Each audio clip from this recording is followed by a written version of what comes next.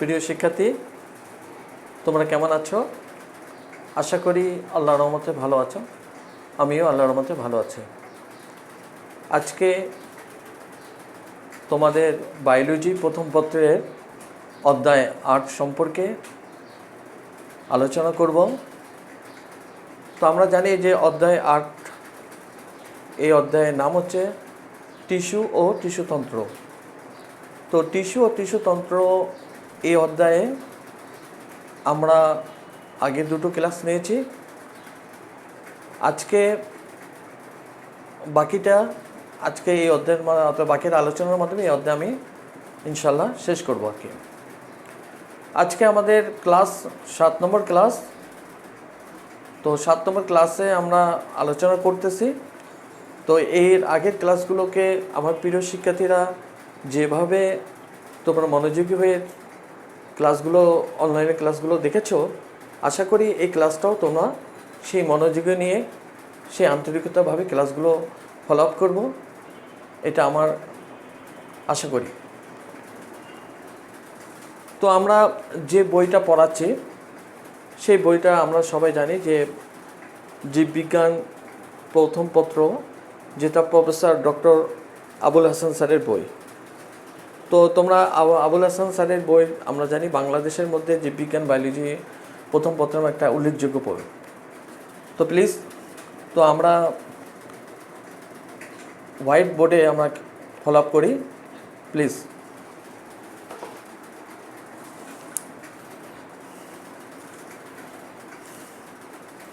Please খেয়াল করে দেখো, subject biology paper 1, chapter 8, tissue and tissue system.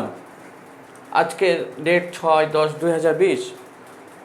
তো আজকে আমরা যে দুটো অধ্যায়ে যে আলোচনা করেছিলাম, সেই আলোচনার মধ্যে আমরা পড়েছিলাম যে টিস্যু কী, টিস্যু কত প্রকার, উদ্ভিদের টিস্যুর যে পূর্ণাঙ্গ শ্রেণীবিন্যাস সম্পর্কেও আলোচনা করেছি, ভাজক কলার সম্পর্কে বর্ণনা করেছি, এবং এই অধ্যায়ের মধ্যে একটা খুব গুরুত্বপূর্ণ টপিকস এর আগের ক্লাসে আলোচনা করেছি, সেটা হচ্ছে ভাস্কুলার বান্ডেল, যেটা হচ্ছে পরিবহন কলাতন্ত্র, অর্থাৎ ভাস্কুলার টিস্যুতন্ত্র। অর্থাৎ এই টিস্যুতন্ত্রের যে তিনটা ভাগের মধ্যে একটা লাস্টের যে ভাগ, 3 নম্বর ভাগ, সেই 3 নম্বর ভাগটা হচ্ছে গত ক্লাসে আলোচনা করেছিলাম।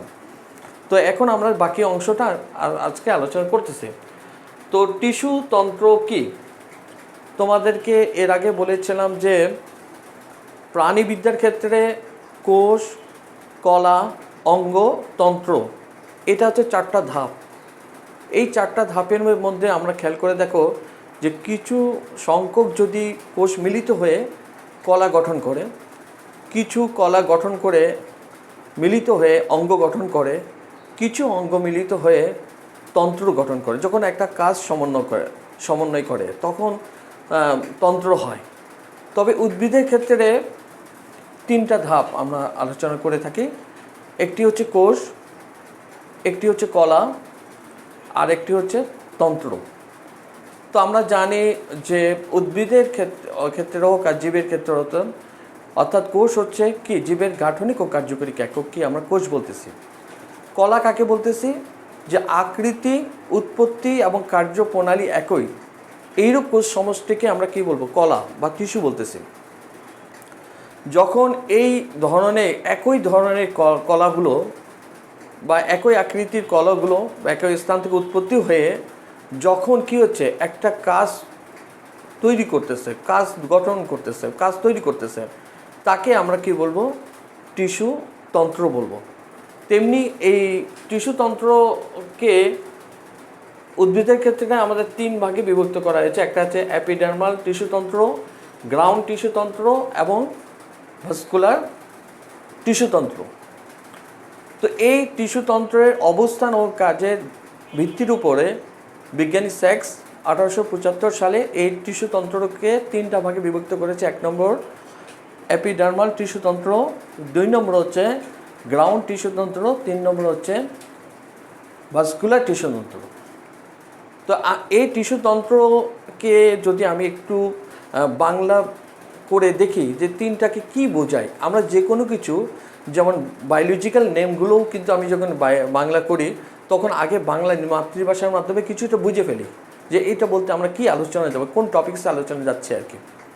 তো অ্যাপিডার্মাল বলতে গেলে ত্বককে বোঝাচ্ছে। তাহলে আমরা বুঝতে পারবো যে যেসব টিস্যু তন্ত্রগুলো উদ্ভিদের ত্বক বা স্কিন তো আমরা সবাই বুঝি, ত্বককে আমরা বুঝাই, মানে কাণ্ডর ত্বক, মূলের ত্বক, ফলের ত্বক, ফুলের ত্বক, সব ত্বককে কী করতেছে, গঠন করে, সেটাকে কি বলবো, অ্যাপিডার্মাল টিস্যুতন্ত্র। 2 নম্বর হচ্ছে গ্রাউন্ড টিস্যুতন্ত্র। তো গ্রাউন্ড টিস্যুতন্ত্র হচ্ছে ভিত্তি, সেই ভিত্তি গঠন করতে পারে, অর্থাৎ এই ভিত্তিগুলো স্ট্রাকচার যেগুলো গঠন করে থাকে সেগুলো হচ্ছে কি গ্রাউন্ড টিস্যুতন্ত্র। 3 নম্বর হচ্ছে ভাস্কুলার বলতে গেলে পরিবহন, ভেসেল। তো যেসব টিস্যু অর্থাৎ কলাগুলো, যেমন জাইলেম এবং ফ্লোয়েম কলাগুলো কী করে, যে উদ্ভিদের মধ্যে কী হচ্ছে, পরিবহন করায়। কি পরিবহন করে থাকে, খাদ্য, পানি ইত্যাদি কী করে থাকে, পরিবহন করে থাকে। অর্থাৎ এক স্থান মূল থেকে যেমন কাণ্ডের থেকে পাতায়, এইসব কী হচ্ছে, পরিবহন করে থাকে, সেটাকে আমরা কি বলবো, ভাস্কুলার টিস্যুতন্ত্র। এই যে আমি যে প্রথমে যে তোমাদের ডিসকাস করার আগেই প্রথমে তোমাদের একটা জিস্ট ধারণা দিলাম, তো আমার প্রিয় শিক্ষার্থীরা খেয়াল করো যে আবার আমি তোমাদেরকে রিভিউ করতেছি যে টিস্যুতন্ত্রটাকে 3টা ভাগে বিভক্ত করা হয়েছে। একটা হচ্ছে অ্যাপিডার্মাল টিস্যুতন্ত্র, 2 নম্বর হচ্ছে গ্রাউন্ড টিস্যুতন্ত্র, 3 নম্বর হচ্ছে ভাস্কুলার টিস্যুতন্ত্র। তো মাই ডিয়ার স্টুডেন্ট, তাহলে আমি বুঝতে পারতেছি অ্যাপিডার্মাল টিস্যুকে তন্ত্র বলতে গেলে আমি কি আলোচনা করতে পারি, সেটা আমার একটা ধারণা পেয়েছো। 2 নম্বর ভাস্কুলার টিস্যুতন্ত্র, গ্রাউন্ড টিস্যুতন্ত্র বলতে গেলে আমরা কি একটা ধারণা পেলাম, তোমরা কি বুঝেছো। 3 নম্বর হচ্ছে ভাস্কুলার টিস্যুতন্ত্র, অর্থাৎ পরিবহন সম্পর্কে বোঝাবে, সেটা যে কী সম্পর্কে বোঝাবে, পরিবহন সম্পর্কে বোঝাবে। তোমরা একটা আগে প্রথম থেকে ধারণা পেলে আর কি। তো এখন আমরা একটু আলোচনা ডিসকাস করব।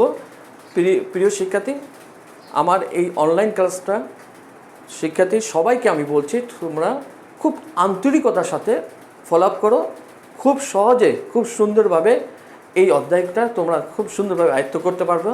আর যখনই যে জিনিস খুব সুন্দরভাবে বুঝতে পারবা, সেই পড়ার প্রতি তোমার আগ্রহ আসবে, সেই পড়াটা তুমি ভালো কিছু করতে পারবা। প্লিজ খেয়াল করো। তাহলে প্লিজ খেয়াল করে দেখো যে টিস্যুতন্ত্র, তাই না? তো এই অ্যাপিডার্মাল টিস্যুতন্ত্র 1 নম্বর, 2 নম্বর হচ্ছে গ্রাউন্ড টিস্যুতন্ত্র, 3 নম্বর হচ্ছে ভাস্কুলার টিস্যুতন্ত্র। তো মাই ডিয়ার স্টুডেন্ট, প্রথমে আমরা 1 নম্বর অ্যাপিডার্মাল টিস্যুতন্ত্রকে নিয়ে আলোচনা করব, তাই না? তো অ্যাপিডার্মাল টিস্যুতন্ত্র হচ্ছে আবার 4টা ভাগে বিভক্ত। তো এই 4টা ভাগের মধ্যে তোমরা খেয়াল করে দেখো, অ্যাপিডার্মিস বা ত্বক, 2 নম্বর হচ্ছে অ্যাপিডার্মিসের উপাঙ্গসমূহ, 3 নম্বর হচ্ছে পত্ররন্ধ্র, 4 নম্বর হচ্ছে পানি পত্ররন্ধ্র। তো খেয়াল করে দেখো যে অ্যাপিডার্মিস যেটাকে বলে, তাহলে অ্যাপিডার্মাল টিস্যুতন্ত্র 4 ভাগে। একটা আছে অ্যাপিডার্মিস বা ত্বক, 2 নম্বরে অ্যাপিডার্মিসের উপাঙ্গসমূহ, 3 নম্বর হচ্ছে পত্ররন্ধ্র, 4 নম্বর হচ্ছে পানি পত্ররন্ধ্র, যেটাকে আরেকটা কথা বলতে পারো হাইড্রোথ্রোড বলবো। তো প্লিজ খেয়াল করে দেখো। তো অ্যাপিডার্মিস বলতে ত্বক, আমি বোঝাচ্ছি। তা অ্যাপিডার্মিস বলতে ত্বক। তো এই ত্বকগুলোকে এক প্যারেনকাইমা কোষ দ্বারা গঠিত হয়ে থাকে। তো এই ত্বকগুলো কী হচ্ছে, উদ্ভিদের বিশেষ করে মূলের ত্বক হতে পারে, কাণ্ডের ত্বক হতে পারে, ফুলের ত্বক হতে পারে, ফলের ত্বক হতে পারে। এই যে ত্বকগুলো যে গঠন করে সেটা হচ্ছে অ্যাপিডার্মিস। তো এই ত্বকের মধ্যে আমরা জানি বিশেষ করে কাণ্ডের যে ত্বকের যে পুরো স্তরটাকে আমরা বলবো কিউটিকল বলবো, আর মূলের ত্বকটাকে কি বলবো, অ্যাপিভেলামা, যেটাকে মূলের ত্বক বলা হয়ে থাকে। 2 নম্বর, যে কিছু উদ্ভিদের ক্ষেত্রে গম, ভুট্টা, ইক্ষু ইত্যাদি উদ্ভিদের ক্ষেত্রে পাতার মধ্যে এক ধরনের কোষ দেখা যায়, সেই কোষগুলোকে বলা হচ্ছে বুলিফর্ম কোষ। আর বুলিফর্ম কোষগুলো সাধারণত বৃহৎ আকৃতি হয়ে থাকে। তো আমরা জানি, তা বিশেষ করে গম, ভুট্টা, আখ এই 3 ধরনের উদ্ভিদের ক্ষেত্রে কি দেখা যাবে, বুলিফর্ম কোষ দেখা যায়, বা বুলিফর্ম কোষটা হচ্ছে কি বৃহৎ আকৃতি হয়ে থাকে।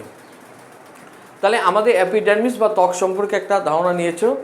অ্যাপিডার্মিসের উপাঙ্গ, তো অ্যাপিডার্মিস মানে ত্বক থেকে কিছু অঙ্গ বের হয়, উপাঙ্গ বের হয়। এটাকে বলা হচ্ছে অ্যাপিডার্মিসের উপাঙ্গ। এই উপাঙ্গগুলোকে আবার 4 ভাগে বিভক্ত করা হয়। তো এই 4 ভাগের মধ্যে বিশেষ করে একটা গুরুত্বপূর্ণ হচ্ছে ট্রাইকোম বা রোম। তো ট্রাইকোম বা রোমের মধ্যে আমরা দেখতে পাচ্ছি এটা হচ্ছে এককোষী হতে পারে এবং বহুকোষী হতে পারে। তোমরা দেখবা যে বিশেষ করে মূলের যখন আমরা লেখচিত্র দেখাবো, ফিগার দেখাবো, তখন আমরা দেখবা যে রোম দেখতে পারবো বা ট্রাইকোম দেখতে পারবা। এটা হচ্ছে এককোষী হতে পারে অশাখা, বহুকোষী হতে পারে অশাখা হতে পারে। ঠিক আছে? তো এগুলোর ক্ষেত্রে আমরা পাবো সেটা হচ্ছে। আর তাছাড়া কিছু কিছু বিশেষ ধরনের শল্ক দেখা যাবে, তারপরে বিশেষ ধরনের কোলেটাস দেখা থাকবে গুচ্ছ আকারে, তারপর থলি আকৃতি দেখা যাবে, তাই না? এগুলো হচ্ছে পানি সঞ্চয়ের ক্ষেত্রে এটা হচ্ছে কি অ্যাপিডার্মিসের উপাঙ্গসমূহগুলো আমরা পাবো। তাহলে অ্যাপিডার্মালের টিস্যুতন্ত্রের আমরা প্রথমটা এক নম্বর ভাগটা বললাম, অ্যাপিডার্মিসের ত্বক। 2 নম্বর ভাগ পড়লাম অ্যাপিডার্মিসের উপাঙ্গসমূহ। 3 নম্বর হচ্ছে পত্ররন্ধ্র। তো আমরা এই পত্ররন্ধ্র সম্পর্কে আমরা মাধ্যমিক লেভেলে আমরা পড়ে আসছি। তো পত্ররন্ধ্র থাকে, প্রতিটি পাতার মধ্যে ছিদ্র আছে। এই ছিদ্রটাকে আমরা আবার পত্ররন্ধ্র বলে থাকি। এটা লক্ষ লক্ষ ছিদ্র থেকে থাকে। তো এই পত্ররন্ধ্রের মধ্যে কি দ্বারা 2টি রক্ষী কোষ দ্বারা নিয়ন্ত্রিত হয়ে থাকে। 2টি রক্ষী কোষ দ্বারা যে বিশেষ ধরনের নিয়ন্ত্রিত যে ছিদ্র, সেই ছিদ্রটা হচ্ছে পত্ররন্ধ্র বলা হয়। তো পত্ররন্ধ্র সাধারণত উদ্ভিদের ক্ষেত্রে দিনের বেলা পত্ররন্ধ্র খোলা থাকে এবং রাতের বেলা পত্ররন্ধ্র বন্ধ থাকে। তবে ব্যতিক্রম হচ্ছে পাথরকুচি গোত্রের উদ্ভিদের ক্ষেত্রে ঠিক উল্টোটা, অর্থাৎ তাদের দিনের বেলা বন্ধ থাকে পত্ররন্ধ্র, রাতের বেলা খোলা থাকে। তাহলে 4 নম্বর হচ্ছে পানি পত্ররন্ধ্র। এই কথাটা অনেক সময় খুবই যেটাকে হাইড্রোটড বলা হয়, এই টপিক্সটা খুবই গুরুত্বপূর্ণ। কেন? এটা হচ্ছে তোমাদের এমসিকিউর জন্য, জ্ঞানমূলক প্রশ্নের জন্য আসতে পারে যে হাইড্রোটড কী বা পানি পত্ররন্ধ্র কী, অথবা অনুধাবনমূলক তোমাদের কোশ্চেন আসতে পারে যে পানি পত্ররন্ধ্র বলতে কী বোঝায়, বা এখান থেকে এমসিকিউ আসতে পারে। তো আমরা দেখেছি যে কিছু উদ্ভিদের ক্ষেত্রে, অর্থাৎ আমরা জানি যে কিছু উদ্ভিদের ক্ষেত্রে ঘাস, কচু, টমেটো, এগুলো উদ্ভিদের ক্ষেত্রে দেখা যায় যে বিশেষ করে গ্রীষ্মের সময় এদের পাতার কিনারা থেকে পানির ছিদ্র, পানির সারি বের হচ্ছে, নির্গত হচ্ছে। তো এইটাকে আমরা বলে পানি পত্ররন্ধ্র বলে থাকি। এটা সাধারণত উদ্ভিদের যদি মাটিতে পানির পরিমাণ বেশি থাকে অথবা আকাশের আবহাওয়া যদি আর্দ্র অবস্থায় থাকে, এই ক্ষেত্রে এটা পানি অর্থাৎ নির্মোচন হয়ে থাকে।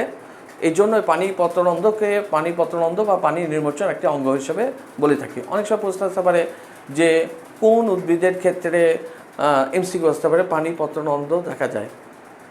নাম্বার 1 সিম, 2 মটর, 3 আলু, 4 টমেটো। তো আমরা এই 4টা অপশনের মধ্যে আমরা অবশ্যই সঠিক উত্তরটা হবে টমেটো। আচ্ছা, তারপরে হচ্ছে তাহলে আমাদের অ্যাপিডার্মাল টিস্যুতন্ত্র সম্পর্কে আমরা মোটামুটি আমরা একটা ধারণা পেলাম। 2 নম্বর হচ্ছে গ্রাউন্ড টিস্যুতন্ত্র। মাই ডিয়ার স্টুডেন্ট, যে গ্রাউন্ড টিস্যুতন্ত্র বলতে আমরা কী বুঝবো, তাই না? তো গ্রাউন্ড হচ্ছে ভিত্তিফলা, গ্রাউন্ড টিস্যুতন্ত্র। এখন তোমাদের এই বোঝার আগে একটু প্লিজ খেয়াল করে দেখো যে এখানে কাকে বলে গ্রাউন্ড টিস্যুতন্ত্র বা বলতে কী বুঝাও। এখানে বলে দিয়েছে যে অ্যাপিডার্মাল টিস্যুতন্ত্র এবং ভাস্কুলার টিস্যুতন্ত্র, এই দুটো টিস্যুতন্ত্রকে যদি বাদ দেওয়া হয়, বাকি যে অংশটা পাওয়া যাবে সেই অংশটাকে আমরা কি বলবো, সেটাকে বলবো অর্থাৎ গ্রাউন্ড টিস্যুতন্ত্র। তো মাই ডিয়ার স্টুডেন্ট, এই যে টিস্যুতন্ত্র সম্পর্কে আমি একটা চিত্রের মাধ্যমে তোমাদের চমৎকারভাবে বুঝবো। অর্থাৎ তুমি এমনি বইয়ের যে পৃষ্ঠাগুলো আয়ত্তেগুলো করলে হবে না, তোমার একটা ফিগারটা তোমাকে ভালোভাবে বুঝতে হবে। তোমরা জানো বায়োলজি বুঝতে গেলে তার চিত্র, লেখচিত্র, এগুলো বিশেষ করে আণবিক গঠনগুলো ভালোভাবে বুঝতে হতে হয়। কারণ এগুলো যদি তুমি ভালোভাবে বুঝো তাহলে তুমি কী হবে, অর্থাৎ যে আলোচনাগুলো আছে সেই আলোচনাগুলো খুবই সহজে বুঝবা। তো মাই স্টুডেন্ট, আমি একটু খেয়াল করে দেখো যে এখানে একটা একবীজপত্রী মূল দেখো, যেটাকে আমরা কি বলি কচু, কি দেখাচ্ছে কচু বলাচ্ছে, কচুর মূল। এই কচুর মূলের একটা আমরা কি চিত্র আমরা দেখাচ্ছি। তো এখানে কচুর মূলের মধ্যে দেখো যে 3 ধরনের টিস্যু তন্ত্র রয়েছে। কয় ধরনের টিস্যু তন্ত্র রয়েছে? 3 ধরনের। তাহলে 3 ধরনের টিস্যু তন্ত্রটাকে আমরা ভাগ করে দিচ্ছি। কীভাবে ভাগ করলাম? অ্যাপিডার্মাল টিস্যু তন্ত্র, এটা 1 নম্বর। অ্যাপিডার্মাল টিস্যু তন্ত্র হচ্ছে এই যেটাকে বলা হচ্ছে অ্যাপিব্লেমা এবং মূল লোমের এককোষী, ঠিক আছে। এটাকে আমরা বলবো এই যে এই কালারের যে অংশটা, এই কালারের অংশটা হচ্ছে অ্যাপিডার্মাল টিস্যুতন্ত্র 1। 2 নম্বর, এটা 1 নম্বরটা আমরা পেলাম। 3 নম্বরটা হচ্ছে ভাস্কুলার টিস্যুতন্ত্র। আমরা এর আগেও আলোচনা করেছিলাম যে ভাস্কুলার টিস্যুতন্ত্র হচ্ছে 2 ধরনের কলার সমন্বয়ে গঠিত। 2 ধরনের কলার সমন্বয়ে গঠিত, একটা আছে জাইলেম এবং ফ্লোয়েম। তো জাইলেম ও ফ্লোয়েম কলার গুচ্ছ একত্রে আমাকে বলবো পরিবহন কলা তন্ত্র বা ভাস্কুলার টিস্যু সিস্টেম। তো ভাস্কুলার টিস্যু সিস্টেমের মধ্যে এখানে দেখো ছবির মধ্যে এখানে 7টা, 1 2 3 4 5 6 7, এই 7টা কি জাইলেমের পাশে 7টা ফ্লোয়েম থাকে। অর্থাৎ ফ্লোয়েমে আমরা এখানে চিত্রে এটা ভরাটটা কম দিয়েছি। তো এটা কারণ এখানে 7টা কেন দিবা, আমি তোমাদের মনে রাখার জন্য সহজ, যে একবীজপত্রী মূলের ক্ষেত্রে ভাস্কুলার বান্ডেল 6-এর অধিক থাকবে। 6-এর অধিক অবশ্যই, 6টা দিলে বা 6-এর কমটা দিলে তাহলে তোমার চিত্রটা ভুল হবে। 6-এর অধিকটা দেখাতে হবে। অর্থাৎ কী হবে, 6-এর অধিক মানে 7, তাহলে অর্থাৎ 6-এর অধিক। জাইলেমটা কত হতে 7টা এবং ফ্লোয়েমটা কত, তার পাশাপাশি থাকবে ফ্লোয়েম। তো এই জাইলেম এবং ফ্লোয়েম এই দুটাকে আমরা কি বলবো, ভাস্কুলার টিস্যু। তাহলে দেখো চিত্রের মধ্যে আবার প্লিজ খেয়াল করে দেখো তো, ছবির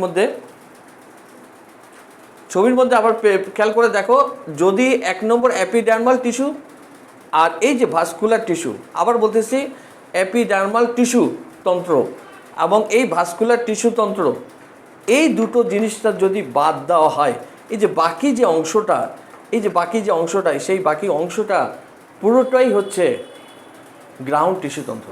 আবার তোমাদেরকে রিভিউ বলতেছি যে অ্যাপিডার্মাল টিস্যু তন্ত্র এই যে এটা এবং ভাস্কুলার টিস্যু তন্ত্র এই জাইলেম আর ফ্লোয়েম, এই দুটো বাদ দিয়ে বাকি যে অংশ চিত্রের মধ্যে দেখতে পাচ্ছি সেইটা হচ্ছে কি গ্রাউন্ড টিস্যু তন্ত্র।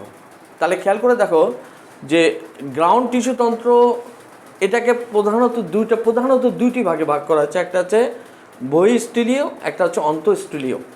তো বহিঃস্থলীয় ক্ষেত্রে আমরা দেখতে পাচ্ছি 3 ভাগে ভাগ করে, অধোত্বক, কর্টেক্স, অন্তত্বক। তাই বহিঃস্থলীয় অঞ্চলগুলো দেখায় গ্রাউন্ড টিস্যু তন্ত্রের মধ্যে। আবার বলতেছি যে গ্রাউন্ড টিস্যু তন্ত্রের তাহলে বহিঃস্থলীয় অঞ্চলগুলো থাকে, এখানে অধোত্বক নাই। তোমরা বলতে পারো স্যার এখানে তো অধোত্বক নাই। তো অধোত্বক এখানে, অর্থাৎ এখানে মূলের ক্ষেত্রে অধোত্বক থাকে না। সাধারণত কাণ্ডের তোমরা চিত্রের মধ্যে দেখবে এখানে অধোত্বক দেখানো আছে। তো এই অধোত্বকটা এখানে মূলের জন্য নাই।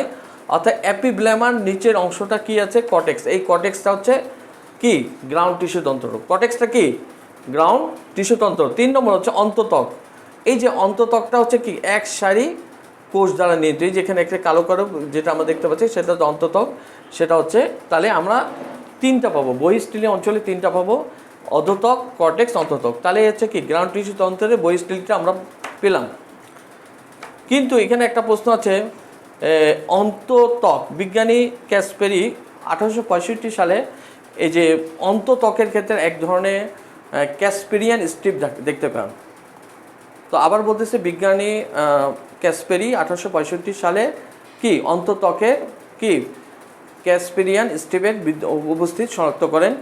তো এই ক্যাসপেরিয়ান স্ট্রিপের মধ্যে কি থাকবে, কোনটার মধ্যে, অন্তত্বক। এই যে অন্তত্বকের তাহলে এই অন্তত্বকের মধ্যে কি থাকবে, ক্যাসপেরিয়ান স্ট্রিপ।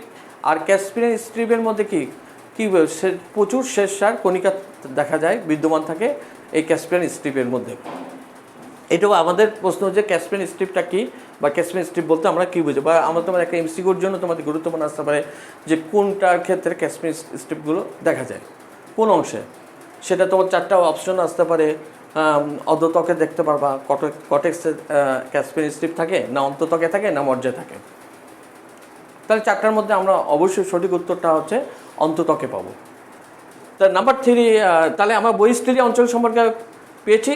আর অন্তঃস্থলীয় সম্পর্কে হচ্ছে আমরা দেখো প্লিজ যে পেরিসাইকল, মেডুলা, মজ্জা রশ্মি, যেটাকে মেডুলার যে মজ্জা বলো, পেরিসাইকল হচ্ছে পরিচক্র। এই যে দেখো অন্তত্বকের ওই যে চারদিকে যে এই যে আমার যে কালারটা, এই যে ব্লু কালার, এই যে ব্লু কালারের যে অংশটা দেখতে পাচ্ছ প্লিজ মাই ডিয়ার স্টুডেন্ট, এই যে পুরো অংশটাকে আমরা কি বলবো, পেরিসাইকল, যেটাকে আরেকটা ভাষায় পরিচক্র বলবো। আর এই যে এটাকে মেডুলা বা মজ্জা বলা হয়। আর কিছু কিছু ক্ষেত্রে এখানে মজ্জা রশ্মিও দেখা যায়, সেটা হচ্ছে অন্তঃস্থলীর ক্ষেত্রে। তাহলে আমরা মোটামুটিভাবে যে তাহলে আমরা বুঝতে পারছি যে তাহলে আমরা গ্রাউন্ড টিস্যু তন্ত্র সম্পর্কে আমরা একটা ধারণা পেলাম। ভাস্কুলার টিস্যু সম্পর্কে আমরা এর আগেও আলোচনা করেছি যে ভাস্কুলার টিস্যু হচ্ছে যেসব অর্থাৎ জাইলেম ও ফ্লোয়েম কলা মিলিত হয়ে যে টিস্যু তন্ত্র গঠিত, সেটা হচ্ছে ভাস্কুলার টিস্যু তন্ত্র। অর্থাৎ জাইলেম এবং ফ্লোয়েম সমন্বয়ে এই কলা রয়েছে, এইগুলো হচ্ছে ভাস্কুলার টিস্যু তন্ত্র। তাহলে আমরা এই ভাস্কুলার টিস্যু তন্ত্র সম্পর্কে আমরা এর আগের ক্লাসে আমরা কী হচ্ছে বিস্তারিত আলোচনা মানে বলেছি আর কি। তো মাই ডিয়ার স্টুডেন্ট, তাহলে আমরা মোটামুটিভাবে এই আজকে টিস্যু এবং টিস্যু তন্ত্র যে বাকি অংশটা পুরোটাই আলোচনা করা হলো। আর তোমাদের একটা প্রশ্ন আসতে পারে যে একবীজপত্রী মূল বা দ্বিবীজপত্রী মূলের মধ্যে প্রধান পার্থক্য কী? তোমরা একটা জিস্ট একটা মনে রাখার জন্য, যেমন উদ্ভিদ কোষ প্রাণী কোষের মধ্যে প্রধান পার্থক্য হচ্ছে উদ্ভিদ কোষের মধ্যে কোষ প্রাচীর থাকে আর প্রাণী কোষের মধ্যে কোষ প্রাচীর থাকে না, এটাই হচ্ছে প্রধান পার্থক্য। তেমনি একবীজপত্রী মূল এবং দ্বিবীজপত্রী মূল তুমি কীভাবে চিনবে? তোমাকে একটা ভাইভাতে বা ব্যবহারিক পরীক্ষায় তোমাকে প্রশ্ন করতে পারে, স্যার বলো তো একবীজপত্রী তুমি কোন চিত্র অঙ্কন করেছো বা কী পেয়েছো? বলে একবীজপত্রীর মূল পেয়েছি স্যার, এটার আমি ব্যবহারিক করেছি এবং এটা ডেস্ক ফিগার। বলো তো একবীজপত্রী এবং দ্বিবীজপত্রী মূলের মধ্যে পার্থক্য কী? তোমরা সবাই মনে রাখো যে একবীজপত্রীর মূলের ক্ষেত্রে এই যে ভাস্কুলার বান্ডেল বলতে পরিবহন কলা বলতে দুইটা কলা একত্রে বুঝবো, জাইলেম ও ফ্লোয়েম। দেখো এই জাইলেম ও ফ্লোয়েম কলার গুচ্ছ কয়টা থাকবে? 6-এর অধিক। 6-এর অধিক অবশ্যই 7টা হতে পারে বা বেশি হতে পারে। আর দ্বিবীজপত্রীর মূলের ক্ষেত্রে ভাস্কুলার বান্ডেল 2 থেকে 4টা থাকবে। তো মাই ডিয়ার স্টুডেন্ট, তো আমরা আশা করি তোমাদের এই আগের দুটো ক্লাস, আজকে ক্লাস অর্থাৎ 3টি লেকচারের মাধ্যমে তোমরা এই অধ্যায়ে আশা করি তোমরা চমৎকারভাবে বুঝেছো। তো মাই ডিয়ার স্টুডেন্ট, তোমাদের প্রতি আমার আন্তরিক অভিনন্দন থাকলো যে আমার যে অনলাইন ক্লাসটা তোমরা সবসময় দেখেছো, এর আগেও দেখেছো, আজকেরটাও দেখবা এবং নেক্সট ইনশাল্লাহ বাকি ক্লাসগুলো দেখবো, এই আমার আশা করি। তোমরা সবাই সুস্থ থাকো এবং ভালো থাকো, এই আমার কামনা। আল্লাহ হাফেজ।